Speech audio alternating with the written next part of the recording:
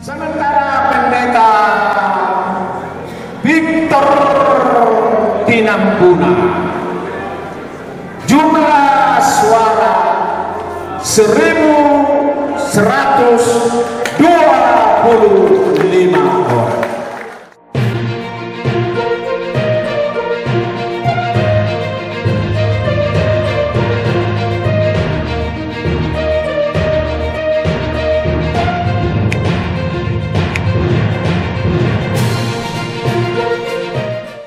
Sinode Godang Huria Kristen Batak Protestan, HKBP, 2024 yang berlangsung di Seminari HKBP Sipoholon, Tarutung, Kamis, tanggal 5 Desember tahun 2024, menetapkan Pendeta Dr. Victor Tinambunan sebagai Eporus baru untuk periode tahun 2024 sampai tahun 2028.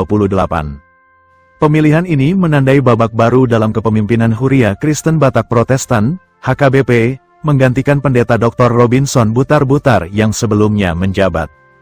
Pendeta Victor Tinambunan, yang sebelumnya menjabat sebagai Sekretaris Jenderal HKBP ini, meraih kemenangan telak dengan memperoleh 1.125 suara dari total 1.762 suara yang dihitung.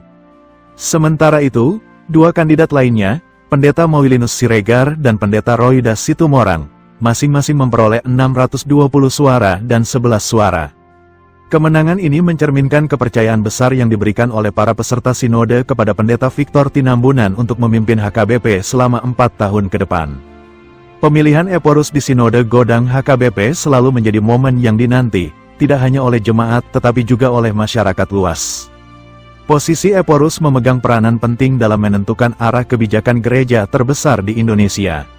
Sinode Godang tahun 2024 juga mencatat antusiasme tinggi dari para peserta yang datang dari berbagai wilayah. Selain memilih Eporus baru, Sinode Godang akan memilih Sekjen HKBP, Kepala Departemen dan Pra-SS serta membahas berbagai isu strategis untuk memperkuat peran HKBP dalam kehidupan berjemaat dan sosial. Dengan terpilihnya Pendeta Victor Tinambunan, harapan besar ditumpukan padanya untuk membawa pembaruan dalam tubuh HKBP serta memperkuat peran gereja dalam kehidupan umat di era modern ini.